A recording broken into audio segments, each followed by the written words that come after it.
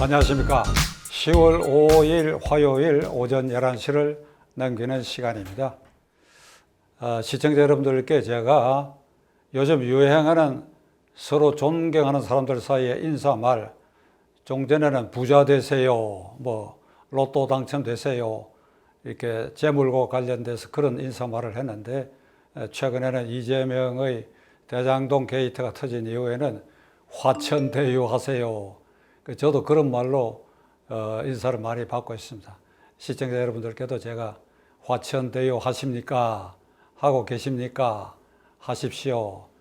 이런 인사말로 여러분들에게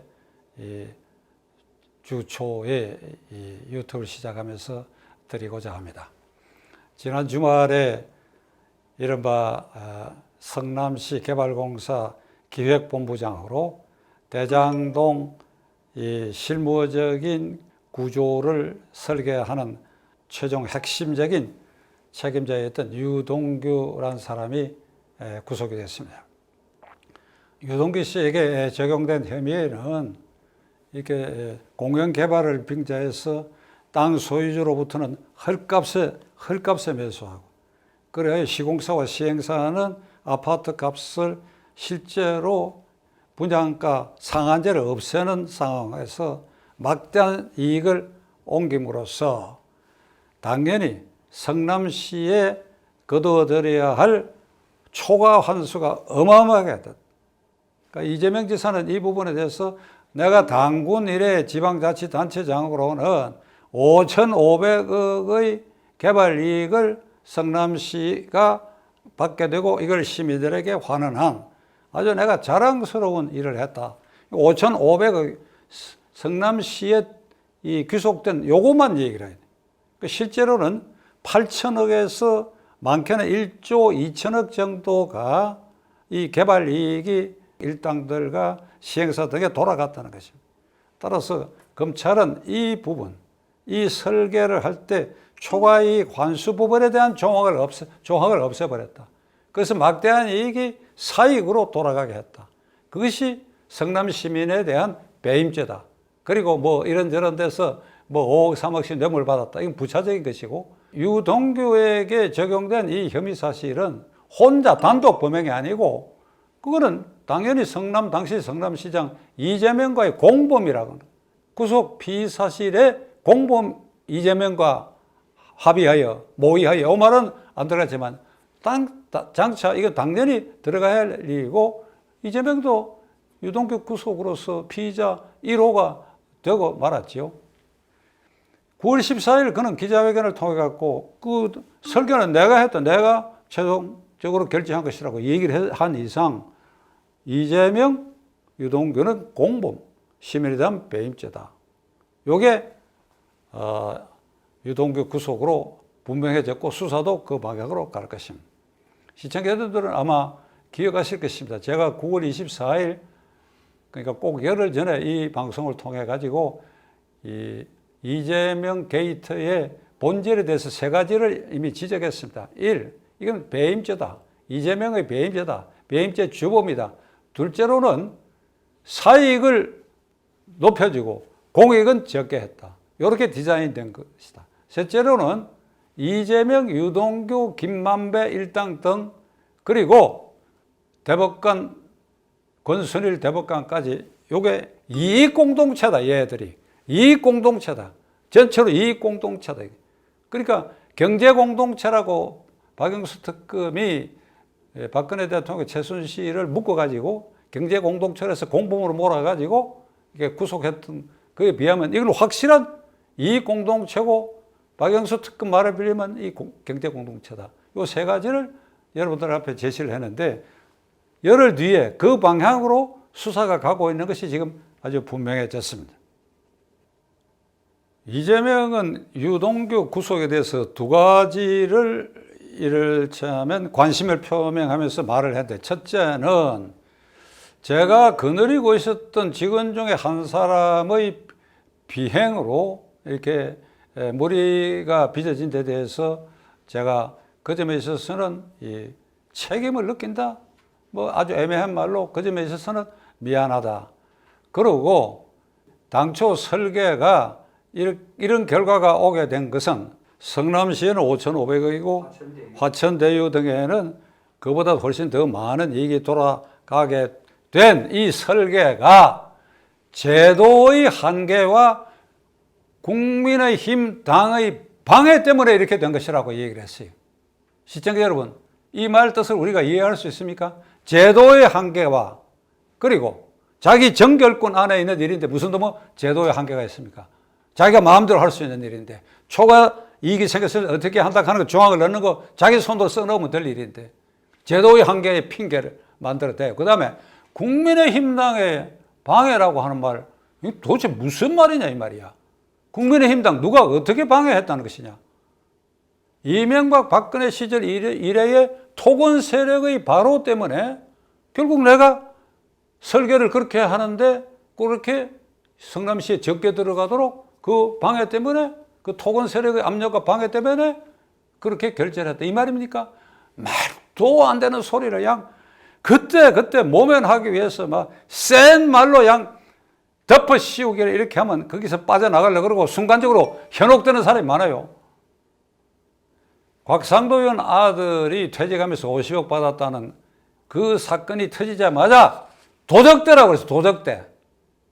제가 손가락 이렇게 여러분들 향한 것 같아서 미안합니다만 이재명이 손가락 짓입니다. 도적대라고 그래서 도적대. 국민의힘당이 도적대. 그 순간에 많은 이들은 이게 국민의힘당이 저질러 온 일 아닌가 이렇게 착시를 이렇게 하는. 그 다음에 무슨 얘기를 하는 거니까 내가 포용했던 직원이 성남시장 3,000명인데 3,000분의 1 하나인 유동규가 한 짓인데 그걸 내가 어떻게 책임질 수 있냐 이런 말입니다. 이렇게 빗대고 얘기했어요. 대통령이 한전 직원의 뇌물 사건 때문에 대통령이 책임을 져야 되느냐 하는 거 똑같다. 이런 억지 변명 궤변이 세상에 어디 있습니까? 지난 주말에 무슨 제주도와 인천 등지에서 민주당 경선에 있어서 과반수가 넘는 득표율을 올리자 그건 아주 희색이 만면해갖고 저에게 이런 지지를 보내주신 것은 제가 대장동 게이트의 무죄라고 하는 것을 여러분들이 증명해 주신 것이라고 또 기가 찰 얘기를 했고 여전히 그는 이 국민의힘당을 향해 가지고 돼지 눈에는 모든 것이 돼지로 보이고 마귀 떼고 아까 말씀드린 도적 떼고 이런 막말을 쏟아내고 있는데 이재명 씨 당신이 돼지야. 그러니까 다른 사람 모두가 돼지로 보이지. 그건 우리가 할 말이야. 돼지 눈을 가진 당신 눈에는 우리도 돼지로 보일 것이다. 당신만 옳고 신성하다는 착각을 해서 하는 말이다. 시청자 여러분, 대장동 게이트는 이재명 게이트고 이 게이트의 소란과 혼란이 조기에 종식돼야 합니다. 조기에 종식되지 않으면 어떤 엄청난 국가적 부작용이 생기는가 하면 완전히 국민을 분열시킵니다. 이런 판에도 이재명을 적극적으로 지지하는 민주당 당원들이 있고 일부 국민 중에도 착시 현상을 일으켜갖고 그를 지지하는 사람이 있을 수 있습니다.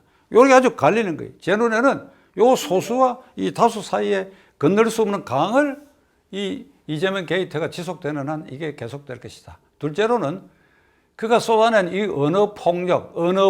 폭력적 언어, 그래야 자라는 젊은 세대에게도 이게 말의 폭력을 심어줘 가지고 우리 사회 전체를 극단적인 폭력 사회로 진화시키는 소재로 이재명이라는 사람이 그 폭력적 언어를 씨를 뿌리고 있다. 이거 이쯤에서 끝나야지 더 장기화되면 이걸 걷어들이는데 상당한 시일이 걸릴 것입니다. 셋째로는 앞으로 수사가 그 방향으로 반드시 가야 합니다. 그런데 이 검찰을 과연 믿을 수 있을지는 두고 봐야 되겠는데 특검으로 가야 되고 특검으로 가면 중요한 수사의 한 가닥이 권순일, 김만배의 유착. 그 꼭지점에는 이재명이 있지요. 이재명을 공직선거법에서 무죄로 판결받아가지고 그가 대선 가도에 나갈 수 있는 길을 열게 해준 김만배, 권순일의 유착. 그러니까 이재명과 사면의 유착, 이게 여러분 예사로 볼 일이 아닙니다. 3,000명이 넘는 법관들 절대 다수는 저는 양심과 양식적으로 재판에 임하겠다고 생각합니다. 그런데 최고법원의 대법관이 이런 유착, 그래요, 재판 거래라고 분명히 보여질 이런 상황을 만들고 있어요. 이게 서초동 법조타운에서는 8차례 대법관실을 방문했다고 되어 있는데, 대법관실을 공공연하게 방문할 수 있는 사람이라면 권순일 씨 자택은 무시로 들라 그래서 아닐 것이 아니냐, 그렇게 들락거리면서 빈손으로 들락거렸겠느냐. 이 대한민국 상식으로 판단해 볼 때 이 부분은 정말 철저히 수사를 해야 됩니다. 요 한 가닥만 하더라도 이재명은 뭐 특검 수사나 검찰 수사 이전에 나로 인해서 김만배와 권순일이 유착된 모습을 보이고, 그래야 내 판결에 권순일이가 무죄 취지로 판결하는 꼭지점이 있다는 요 하나만이라도 그는 몸둘 바를 몰라갖고 이게 들통이 난 이상, 이게 드러난 이상 저는 모든 공직에서 물러서고, 물론 대선 경쟁에서 물러서고, 그래야 국민 여러분들 앞에 석고대자하고 특히 법조인 여러분들에게는 머리 숙여 사과한다. 이렇게 해야 이게 정상적인 나라고, 이렇게 해야 그런 양심을 가진 사람들 가운데 대통령이 나와야 될 거 아닙니까, 여러분? 시청자 여러분, 지금 12시를 막 넘기는 시간인데 이 시간까지 권순일이라는 사람이 입도 뻥끗하고 있잖아요. 김명수 대법관이 결국은 그 사건의 재판장이었는데 김명수 대법원장도 입을 다물고 있어요. 이게 보다 못해갖고 격분한 이 퇴직한 김모 부장판사 이런 글을 올렸어요. 어떤 글을 올렸냐? 전국 법관 대표자 회의라는 게 있지 않느냐? 요게 중견법관으로 구성된 부장판사급으로 구성되어 있는 전국 법관 대표자 회의가 있는데 그 회의 왜 열지 않느냐, 너희들 말이야. 요 얼마 전에 퇴직한 부장판사 출신의 김모 변호사가 그런 글을 올리고 있어요. 아니, 제가 할 말입니다. 제가. 법관 대표자 회의는 뭐 하는 거예요? 김명수 당신 지금 뭐 하고 있는 거예요? 이게. 이재명 지사는 뭐 압도적으로 민주당 대선 후보 경선을 이제 돌파하고 자기 열렬 지지자를 만들고, 그래요 막말 퍼붓기와 뒤집어 씌우기로 성공해서 대통령 될 수 있다, 이런 꿈을 가질 수도 있을 것입니다. 또 그렇게 될지도 모릅니다. 이 지금 우리 국민이 얼얼한 사이에 그게 현혹될 수도 있을 것입니다. 그러나 역사는 그렇게 갈 수가 없고, 만일 그렇게 간다 하더라도 그건 반드시 하늘의 벌을 받을 것입니다. 이것이야말로 제가 여러 차례 이 방송을 통해서 말씀드렸던 한비자의 비리법권천, 그러니까 법률로 이성을, 도리를 깔아뭉개고 권력으로 이성과 법률을 만들어서 깔아뭉갤 수 있지만 하늘을 이길 수는 없습니다. 그러니까 천심을 두려워한다고 한다면 이재명 지사 물러서야지요. 석고대죄 해야지요. 이명박 대통령, 박근혜 대통령이 무슨 일로 지금 감옥에 있습니까? 거기에 비하면 그대가 지금까지 저질러는 그걸 훨씬 뛰어넘는 올가미가 되고 말 것입니다. 심사숙고하시기 바랍니다. 끝까지 경청해 주셔서 감사합니다.